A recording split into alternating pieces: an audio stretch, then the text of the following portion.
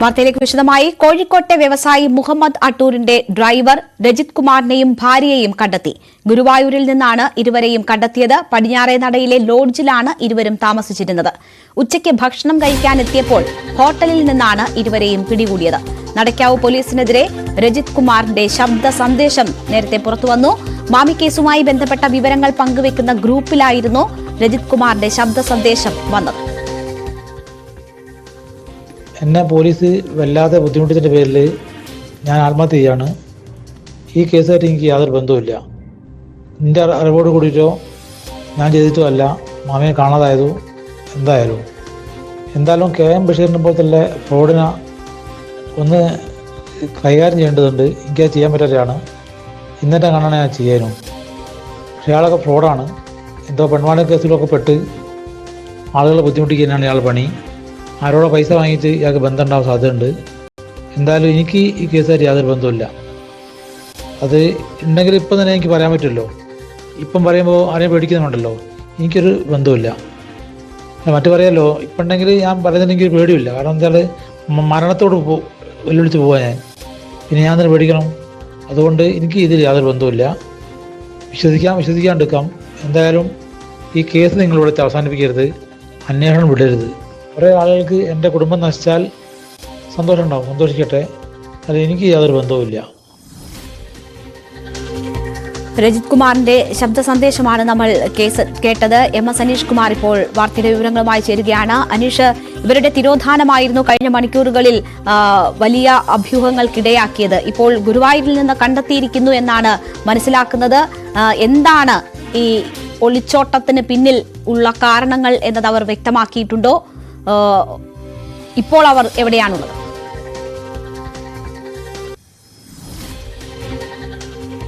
രേണുക, മാമിയുടെ തിരോധാനവുമായി ബന്ധപ്പെട്ട ഏറ്റവും പ്രധാന സാക്ഷി അല്ലെങ്കിൽ ഇതുമായി ബന്ധപ്പെട്ട ഏറ്റവും അധികം ചോദ്യം ചെയ്ത ആൾ എന്ന രീതിയിൽ തന്നെയാണ് രജിത് കുമാറിന് നമുക്ക് പറയാൻ കഴിയുക. പ്രത്യേകിച്ചും ക്രൈംബ്രാഞ്ച് അന്വേഷണം ആരംഭിച്ച ശേഷം പലവട്ടം രജിത്തിനെ ചോദ്യം ചെയ്തിരുന്നു. ഏറ്റവും ഒടുവിൽ രജിത്തിന്റെ ഭാര്യയുടെ ഫോൺ പിടിച്ചെടുക്കുന്ന അടക്കമുള്ള കാര്യങ്ങളിലേക്ക് ക്രൈംബ്രാഞ്ച് സംഘം കടന്നു. ആ ഫോൺ ഫോറൻസിക് പരിശോധനയ്ക്കായി അയക്കുകയും ചെയ്തിരുന്നു. ഇതിനുശേഷമാണ് 7-ാം തീയതി വീട്ടിൽ നിന്നും ഇറങ്ങിയ രജിത് കുമാറിനെയും ഭാര്യയും കാണാതാവുന്നത്.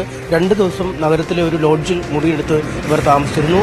ശേഷമാണ് ഫോൺ സ്വിച്ച് ഓഫ് ചെയ്ത് ഇവരെ ഒരു തരത്തിലും ബന്ധപ്പെടാൻ കഴിയാതെ വന്നത്. ഇതോടുകൂടി ആണ് കുടുംബം നടക്കാവ് പോലീസ് സ്റ്റേഷനിൽ പരാതി നൽകുകയും പോലീസ് ഇവർക്കായി ഊർജിതമായി തെരച്ചിൽ നടത്തുകയും ചെയ്ത് ഇന്ന് ഈ ഗുരുവായൂർ അമ്പല നടയിൽ ഒരു ലോഡ്ജിലായിരുന്നു ഇവർ താമസിച്ചിരുന്നത്. അതിനുശേഷം ഉച്ചഭക്ഷണം കഴിക്കാനായി പോയി മടങ്ങും വഴി പോലീസ് ഇവരെ പിടികൂടുകയായിരുന്നു. പോലീസിന് ലഭിച്ച രഹസ്യവിവരത്തിന്റെ അടിസ്ഥാനത്തിലാണ് ഇവരിലേക്ക് എത്തിയതെന്നാണ് അറിയുന്നത്. ഇപ്പോൾ ഗുരുവായൂർ പോലീസ് സ്റ്റേഷനിലാണ് രണ്ടുപേരും ഉള്ളത്.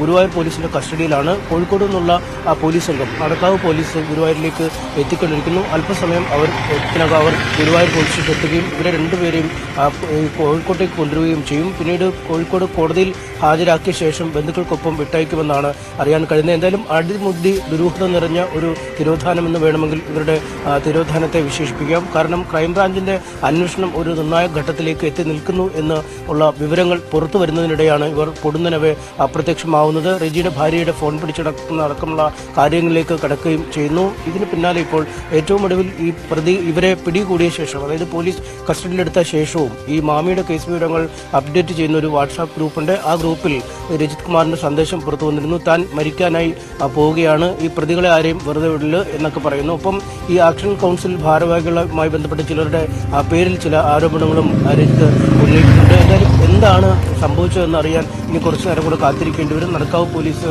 അല്പസമയത്തിനും ഗുരുവായൂരിലെത്തി ഇവരെ ചോദ്യം ചെയ്യുമെന്നാണ് മനസ്സിലാക്കാൻ കഴിയുന്നത്. ഇതിനുശേഷം വീണ്ടും ക്രൈംബ്രാഞ്ച് സംഘം ഒരുപക്ഷെ ഇവരെ ചോദ്യം ചെയ്യാൻ സാധ്യതയുണ്ട്. ക്രൈംബ്രാഞ്ച് സംഘം നോട്ടീസ് കൊടുത്ത് ചോദ്യം ചെയ്യാൻ ഒരുങ്ങുമ്പോഴാണ് വളരെ പൊടുന്നനവെ ഇവർ അപ്രത്യക്ഷമാവുന്നതും ആത്മഹത്യ ചെയ്യാൻ പോകുന്നു എന്ന ശബ്ദ സന്ദേശം ഇടുകയും ചെയ്തു. എന്തായാലും നിലവിൽ അടിമൂടി ദുരൂഹതയുള്ള ഒരു തിരോധാനമാണ് ഇത് എന്ന് തന്നെ നമുക്ക് വിശേഷിപ്പിക്കേണ്ടി വരും. ശരി, എന്തായാലും ഇരുവരെയും കണ്ടെത്തിയിരിക്കുന്നു എന്നതാണ് ഏറ്റവും ഒടുവിലത്തെ വിവരം. കൂടുതൽ ചോദ്യം ചെയ്യലുകളിൽ നിന്നായിരിക്കും എന്താണ് ഈ ഒളിച്ചു കടക്കാനുള്ള കാരണം എന്നതുൾപ്പെടെയുള്ള കാര്യത്തിൽ വിശദാംശങ്ങൾ ലഭിക്കുകയുള്ളൂ. മാത്രവുമല്ല, ഈ ശബ്ദ സന്ദേശവുമായി ബന്ധപ്പെട്ടുള്ള കൂടുതൽ വിവരങ്ങളും വരണം.